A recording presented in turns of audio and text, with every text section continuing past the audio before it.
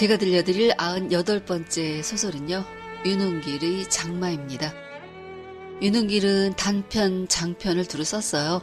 전라북도 정읍이 고향이라서 그의 소설은 그 부근이 주로 무대가 되고 있습니다. 한국문학작가상, 현대문학상, 21세기 문학상 등 주요한 국내 문학상은 다 받았어요. 장마, 99컬러의 구두로 남은 사내, 기억 속의 들꽃 등은 교과서에도 실리고요. 수능에 나오는 작품들이에요. 이번에 윤은길의 소설 중 뭘 할까 고르다가 이 장마가 가장 대표작이고 뛰어난 소설이라는 생각에 이걸로 정했습니다. 장마는 중편 소설입니다. 주인공은 초등학교 3학년 동만이고요. 동만이 1인칭 주인공 시점으로 나옵니다. 시간적 배경은 전쟁이 끝나갈 즈음이고요. 공간은 딱 어디라고 나오지는 않지만 건지산이 있는 전라북도 전주 부근이 어느 한 지역으로 보면 되겠습니다. 그러면 이야기 시작하겠습니다. 동만은 초등학교 3학년입니다. 전쟁이 시작되고 서울에 살던 외가댁 식구들은 전라도에 있는 동만의 집으로 피난을 내려왔어요. 그러니까 양쪽 사돈인 친할머니와 외할머니가 한 집에 살게 된 거였죠. 외할머니네가 내려왔을 때 사랑채를 비우고 같이 지내기를 먼저 권한 사람은 할머니였어요. 이 난리가 끝나는 날까지 늙은이들끼리 서로 의지하며 살자는 말을 여러 번 반복했습니다. 그러나 두 집안의 자손, 삼촌과 외삼촌은 이념이 달랐어요. 삼촌은 좌익으로 완장을 차고 설치며 돌아다니다가 수복이 되자마자 인민군을 따라 어디론지 가버렸어요. 또 북한군의 징용을 피하느라 집 뒤의 대밭 속에 굴을 파고 숨어있던 외삼촌은 수복이 되자마자 국군에 입대해서 소위로 전선에 나가 있었습니다. 외삼촌은 외할머니 자랑이었어요. 공부도 잘했고 축구도 잘했어요. 외삼촌은 전쟁 전에 서울에서 학교 다닐 때 몇 번 여기 내려온 적이 있었어요. 하얀 얼굴에 오똑한 이목구비, 균형 잡힌 체격, 말씨와 감각과 교양은 도시인들이 갖는 귀공자다운 면모를 풍겼어요. 배낭을 메고 지리산을 가는 길에 들었을 때는 친구들을 여럿 데리고 왔었는데 사랑채에 짐을 푼 그들은 밤새껏 하모니카를 불고 기타를 쳤습니다. 또 한 번은 친구들과 같이 와서 닷새를 머물다 갔는데 방문을 걸어 닫고 한나절씩 들어앉아서 무언가를 의논하기도 했어요. 나중에 들은 이야기로는 그때 좌익 학생들과의 오랜 싸움 끝에 뭔가 일을 저지르고 잠시 피해 내려왔다는 거였어요.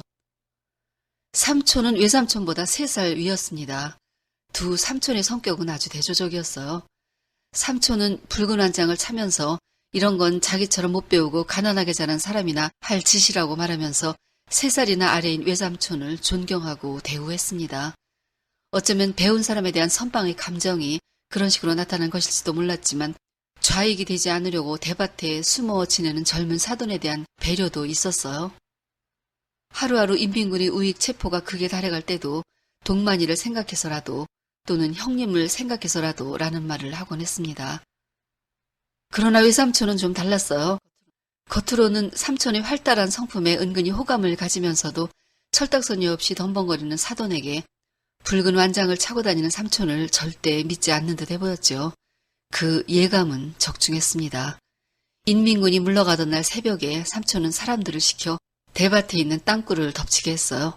그러나 외삼촌은 몇 시간 전에 무슨 예감이 들었었는지 이미 아무에게도 행방을 알리지 않고 슬그머니 잠적을 해버린 후였죠. 인민군이 사라지자 외삼촌은 바로 국군의 장교 후보생으로 자원했습니다. 6월이 되었어요. 그날은 뭔가 집안 분위기가 달랐고 아버지와 어머니, 할머니와 고모까지 나서서 동만을 초저녁부터 일찍 재우려 들었어요. 그리고 그날 밤 집에는 인민군을 따라 사라졌던 삼촌이 왔습니다. 삼촌은 총과 폭탄을 몸에 잔뜩 지니고 있었어요. 동만은 대체 어른들이 무슨 꿍꿍이를 꾸미는지 밝혀내고 싶은 마음에 잠든 척하면서 몰래 훔쳐보았습니다. 목소리는 굵게 변해 있었지만 몇 달 전 집을 나간 후로 소식을 몰라 식구들이 애타하던 삼촌의 음성이 틀림없었어요. 할머니 애달픈 흐느낌은 끝이 없었어요. 아버지는 자수해서 다시 농사지으며 편히 살자고 끈질기게 권했고 고모와 어머니까지 애원했습니다. 새벽 무렵 삼촌은 결국 자수를 하기로 결심했고 확실한 보장을 받을 때까지 대밭의 외삼촌이 숨어있던 구덩이에서 숨어 지내기로 했어요. 그러나 그때 밖에서 인기척이 났고 삼촌은 날쌘 동작으로 뒷문 쪽으로 달아났습니다. 할머니는 가슴을 쥐어뜯으며 밥 한 끼 먹여보내지 못했다고 흐느꼈어요. 동만이 깨있는 걸 눈치챈 고모는 동만이 손목을 꼭 잡고 귓속말로 삼촌이 다녀갔다는 얘기를 누구에게도 해서는 안 된다고 말했습니다. 얼마 후 메꼬모자를 쓴 어느 남자가 동만 앞에 나타났어요. 그는 보기만 해도 검은 유기가 잘잘 흐르는 초콜릿을 여러 개 들고 있었어요. 자신은 삼촌의 친구며 급히 상해하게 있으니 꼭 만나야 한다고 지금 어디 있는지를 말해달라고 했어요. 동만은 망설였고 남자는 동만이 시간을 끌자 초콜릿을 바닥에 버리고 구두 뒤축으로 뭉개버렸어요. 3개째 버렸고 이제 2개만 남겨놓았을 때 동만은 울음을 터뜨렸어요. 그러면서 이 아저씨는 어쩌면 삼촌의 진짜 친구일지도 모른다는 생각이 들었고 그러자 마음이 가벼워졌어요. 결국 초콜릿을 받고 그날 밤 삼촌이 다녀간 이야기를 하고 말았습니다. 며칠 후 메꼬모자의 남자와 다른 사람들이 집으로 와서 아버지를 끌고 갔어요. 메꼬모자는 가면서 동만을 보더니 웃으며 한쪽 눈을 찡긋해 보였고 아버지는 안타까워하는 눈초리로 동만을 한참 바라보다가 발을 떼었습니다. 대문간에는 할머니와 어머니, 고모가 한 덩어리가 되어 자빠지고 고꾸라져가며 통곡을 했어요. 동만이 느낀 배신감과 분노는 때로는 감당 못할 슬픔이 되어 눈을 후비고 가슴을 찔러왔습니다. 할머니는 그날 이후 동만에게 싸늘했고 눈도 마주치지 않았고 한방에서 밥조차 먹지 않았어요. 아버지는 일주일 만에 풀려났고 초췌해진 얼굴로 다리를 절며 상한 몸으로 돌아왔습니다. 아버지는 동만을 보고 무슨 말을 할 듯 하다가도 시선을 거두었어요. 동만은 차라리 아버지가 매를 든다면 아버님 잘못했어요 라는 마지막 말을 남기며 행복하게 눈을 감을 수 있을 것 같았습니다. 그러나 아버지는 동만을 때리지 않았어요. 다만 내일부터 허가 없이 밖으로 나댕겼다간 다른 몽둥이를 분지르겠다고만 했습니다. 바로 그 즈음부터 두 할머니 사이가 나빠지기 시작했어요. 외할머니는 전선에 나가 있는 외삼촌 걱정만 했어요. 악몽을 자주 꾸었고 그럴 때마다 그럴 리 없다는 다짐만 되풀이했어요. 어느 날 밤 동네 구장이 외삼촌의 전사 통지서를 갖고 왔습니다. 외할머니는 넋이 나간 듯 중얼거리기만 했고 동만의 어머니는 뼛속까지 갈가내는 듯한 울음을 토해냈습니다. 어머니는 자리에 누웠다가 서럽게 울다가 다시 누웠지만 이모는 달랐어요. 눈물 한 방울 비치지 않고 누구하고 말 한마디 나누지 않은 채 아무것도 입에 대지 않았지만 그러면서도 어머니가 해오던 일들, 밥 짓고 설거지하고 빨래를 말없이 했습니다. 그리고 여름, 계속해서 비가 내렸어요. 아무데나 손가락으로 꾹 찌르기만 해도 선명한 물기가 배어나올 정도로 토방과 방바닥과 벽은 습기로 가득 찼습니다. 세상이 온통 물바다와 수렁 속이었어요. 두 할머니 관계는 더 이상 나빠질 수 없을 만큼 험악해져 갔습니다. 외할머니는 더 쏟아지라고 저주의 말을 퍼부었고 할머니는 아기를 그득 담은 얼굴로 남의 집에서 못할 말을 한다고 소리질렀어요. 부모보다 먼저 가는 자식은 다 부모 죄라고 외할머니 아픈 데를 긁었고 외할머니는 아들을 그따위로 두었냐며 할머니 속을 긁었습니다. 어느 날은 금기어처럼 되어 있는 가장 무서운 말인 빨갱이라는 말이 외할머니 입에서 튀어나왔어요. 할머니의 분노는 극에 달했고 당장 내쫓으라고 두 노인은 갈 때까지 다 간 듯 서로를 미워했어요. 비가 그렇게 쏟아지는데도 지난밤 읍내에서는 빨치산에 한 차례 습격이 있었고 밤새 총성이 들렸습니다. 내려왔던 빨치산의 대부분이 사살되었고 시신을 경찰서 뒷뜰에 모아놓았다고 했어요. 할머니는 절대로 시신을 확인하러 가지 않겠다고 했죠. 살아있는 게 뻔한데 그걸 왜 보러 가냐고 안간힘을 다해 버텼어요.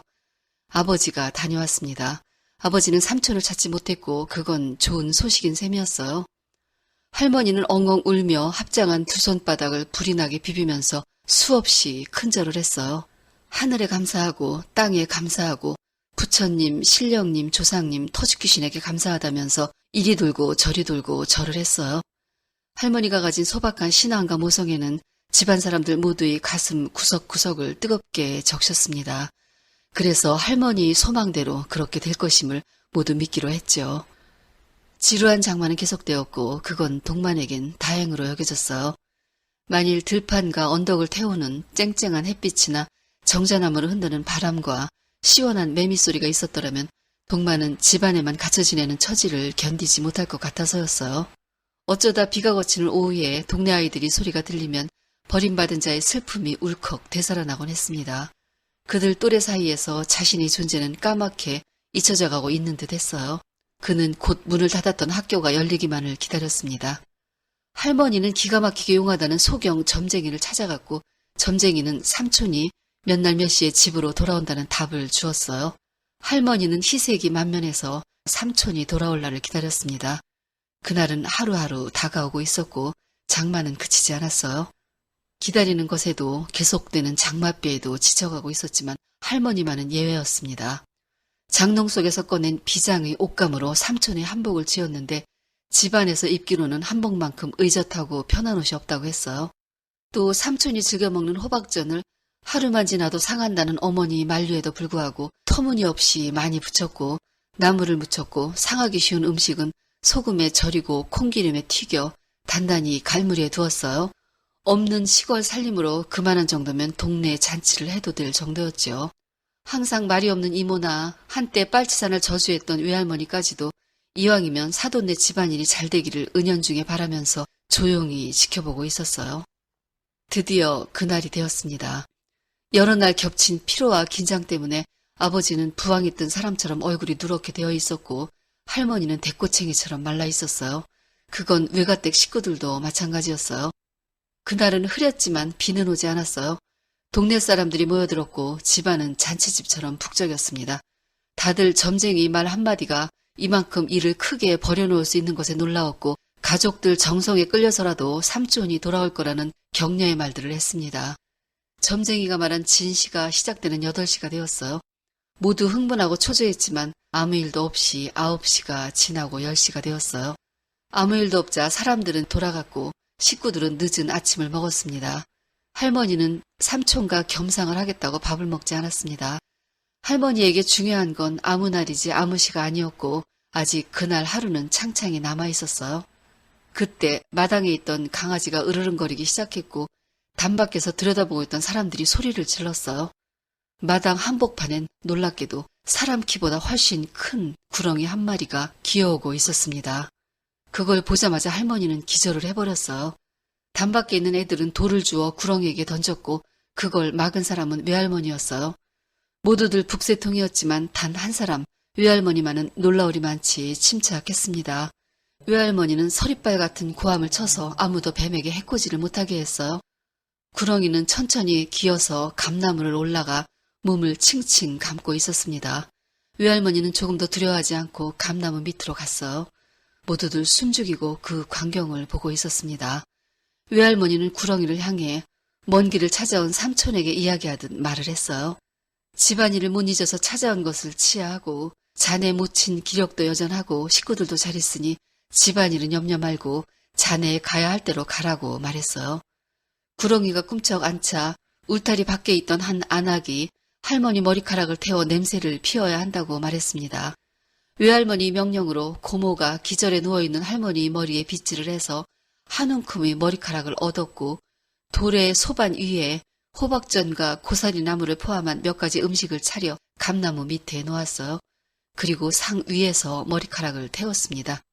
머리카락 타는 냄새가 주위에 퍼지자 놀랍게도 구렁이는 천천히 감나무를 내려와 기어 외할머니 앞으로 다가갔고 외할머니는 한쪽으로 비켜 길을 터주었어요. 구렁이는 천천히 헛간과 부엌 사이 공간을 지나 운물 곁을 거쳐 넓은 뒤란을 통과해 숲이 우거진 대밭으로 들어갔습니다.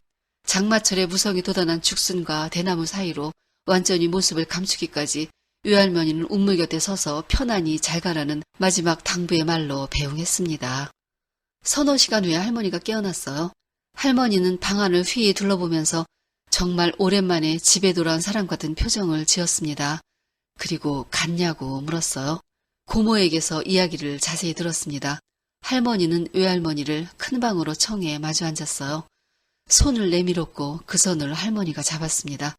손을 맞잡은 채 두 할머니는 한동안 말을 잇지 못했습니다. 그날 저녁 할머니는 또 기절했고 일주일 후 세상을 떠났어요.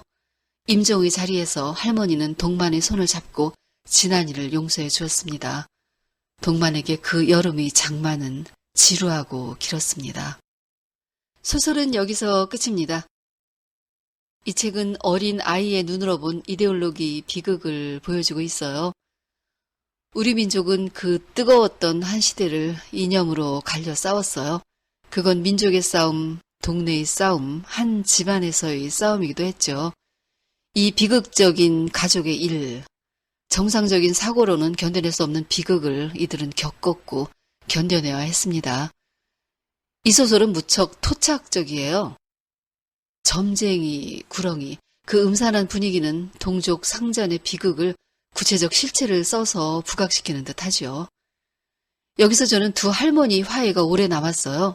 그녀들이 서로에게 향했던 저주와 분노는 같은 아픔을 갖고 있었기 때문이었죠. 이렇게 극적인 화해는 희망을 말하고 있는 거 아닐까 합니다. 결국은 모두 같은 것을, 부질없는 싸움을 돌아보게 해주는 것 같은 그런 희망. 그럼에도 이 깊은 슬픔은 여간에서는 가시지 않습니다. 장마에 흠뻑 젖는 게 나을 만큼 장맛비는 소리도 크고 습기도 많아서 실컷 울어도 그 흔적을 감출 수 있으니까요. 그리고 장마는 결국 끝나게 되어 있죠. 뜨거운 여름의 한가운데서 지겹게 퍼부었지만 곧 다른 계절이 올 것을 우리는 알고 있으니까요. 오늘은 여기까지입니다. 듣느라고 수고하셨어요. 좋은 책 가지고 다시 만나요.